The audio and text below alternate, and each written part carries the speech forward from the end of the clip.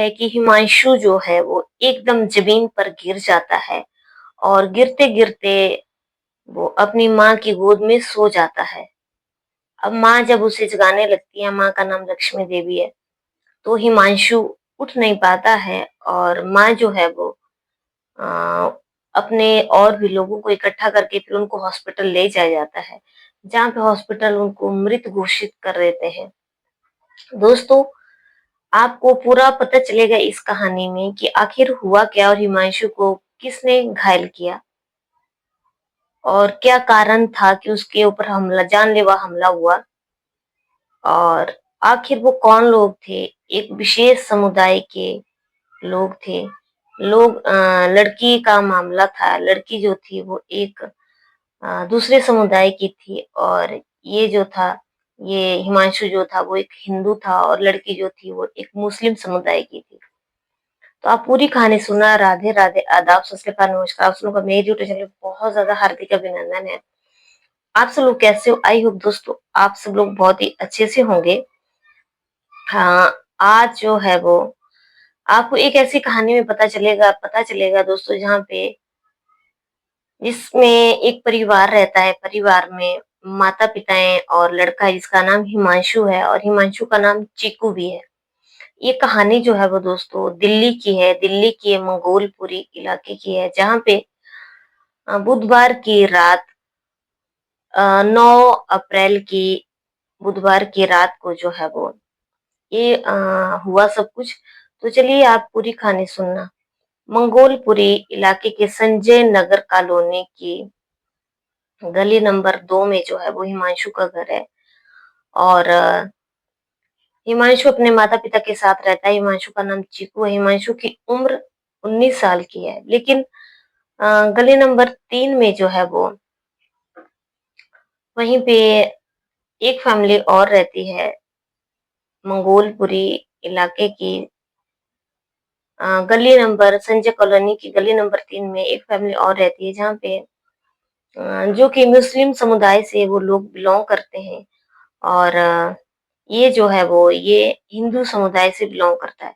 तो दोस्तों क्या होता है कि धीरे-धीरे हिमांशु की एक लड़की से दोस्ती हो जाती है और धीरे-धीरे दोस्ती हुए ही इनकी अभी कुछ ही टाइम हुआ था, कुछ 5-6 महीने होते हैं कि इनकी बात आगे बढ़ने लगती है और ये दोनों एक-दूसरे को पसंद करने लग जाते हैं।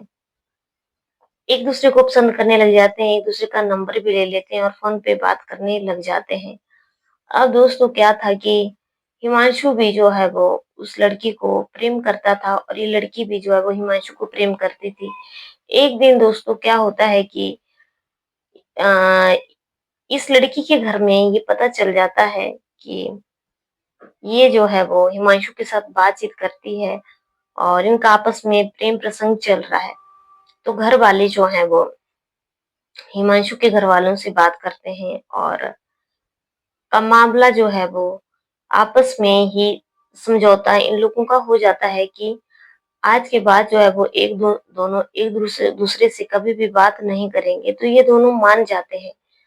लेकिन दोस्तों क्या होता है, धीरे-धीरे जो है वो ये लोग फिर से आपस में बात करने लग जाते हैं। और लेकिन जो इसके प्रेमिका के जो भाई होते हैं, जिसका नाम शाहरुख होता है और एक का नाम साहिल होता है। अब दोस्तों क्या होता है कि इनको इन दोनों का आपस में बातचीत करना बिल्कुल पसंद नहीं था और ये नहीं चाहते थे कि आपस में बातचीत करें। अब क्या होता है कि प्रेमिका की जो माँ है एक पीसीआर कॉल करती है और पुलिस स्टेशन में इसकी कंप्लेंट कर देती है कि ये लड़का जो है वो इनकी लड़की के साथ छेड़छाड़ करता है। अब क्या होता है कि दोनों समुदाय जो है वो आपस में फिर से राजीनामा आपस में कर लेते हैं कि आज के बाद जो है वो दोनों आपस में बातचीत नहीं करेंगे और ना ही एक-दूसरे से मिलेंगे। अब दोस्तों जैसे समय आगे बढ़ता जाता है, ये दोनों इन एक दिन क्या होता है, इन दोनों की आपस में बातचीत होती है और ये कहीं घूमने का प्लान बनाते हैं। लेकिन अब क्या होता है कि ये दोनों घर से बाहर घूमने के लिए भी चले जाते हैं, लेकिन इन दो लोगों को ये पता नहीं होता कि इसके घर में जो है वो सब सब कुछ पता चल चुका है।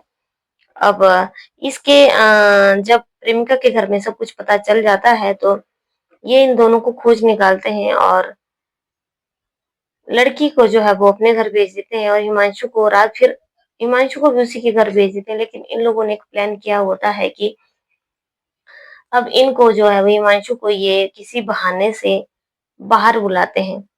अब जब ये हिमांशु को किसी बहाने से बाहर बुलाते हैं तो हिमांशु के ऊपर जानलेवा हमला किया जाता है और उसके ऊपर जब तक हमला किया जाता है, जब तक वो ज़मीन पे नहीं गिरता है। हिमांशु देखने में काफ़ी हैंडसम था, सुंदर था और हिमांशु जो है वो पूरा खून से लथपथ होता है। अब क्या होता है, कोई भी जो है वो उनके पास नहीं आता है।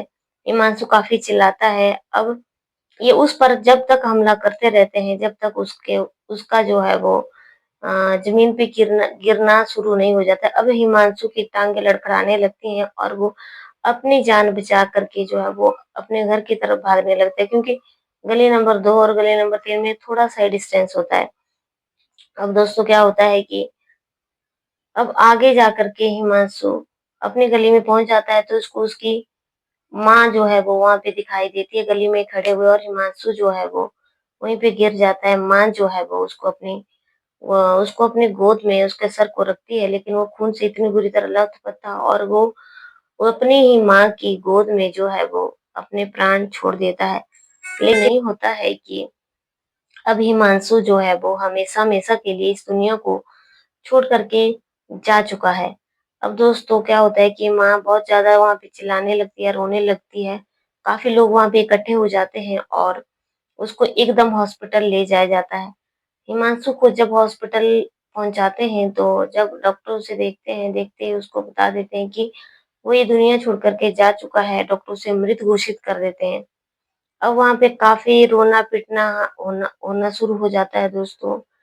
अब क्या होता है कि हिमांशु के जो घर वाले होते हैं, वो हिमांशु को वहीं पे चौराहे पे उसकी डेड बॉडी को रख देते हैं और काफ़ी वहाँ पे हंगामा करना शुरू कर देते हैं और पुलिस में भी रिपोर्ट दर्ज कर लेते हैं। अब पुलिस जो है वो, क्योंकि पुलिस को पता है कि एक विशेष समुदाय है जिसमें एक मुस्लिम है और एक हिंदू है, तो काफ़ी पुलिस का बल वहाँ पे तैनात होता है। लेकिन जब पुलिस का बल वहाँ पे तैनात होता है तो काफ़ी लोग जो हैं वो परेशान भी होते हैं, दुखी भी होते हैं कि हिमांशु 19 साल का था और ये दुनिया छोड़ कर के वो चला गया।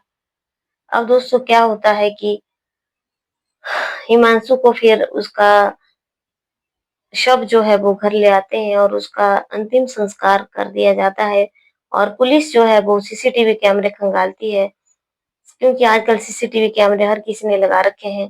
तो उसमें जो उसकी माँ जो है वो शाहरुख का नाम लेती है और साहिल का नाम लेती है। अब शाहरुख और साहिल को पुलिस जो है वो पकड़ लेती है, लेकिन और भी आरोपियों के नाम जो हैं वो उसमें लिस्ट में दर्ज हैं। अभी पुलिस उनको दोस्तों ढूँढ ही रही है, लेकिन हिमांशु का घर का नाम चिक्कू था।